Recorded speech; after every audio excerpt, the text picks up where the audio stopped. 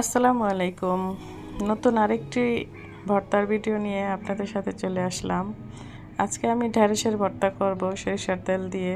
এতে একটু হলুদ মরিচ আর লবণ দিয়ে ঢেঁড়সটা একটু মাখিয়ে সরিষার তেলের উপরে ভেজে একটু সেদ্ধ হয়ে গেলেই আমি ভর্তাটি বানিয়ে নিব। এদিকে আমি করলা ভাজি করে নিব।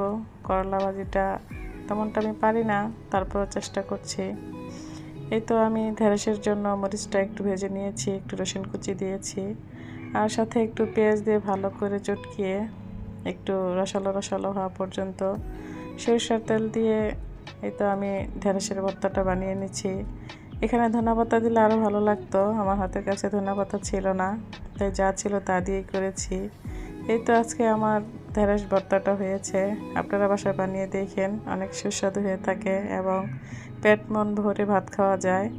আর এদিকে আমি একটু করলা ভাজিও করে নিয়েছি সামান্য পরিমাণে, আমার একার জন্য, আমার ছেলে যদিও খায় না। এই তো আজকে আমার ভিডিও। তো আপনাদের কাছে কেমন লেগেছে অবশ্যই কমেন্টস করে জানাবেন।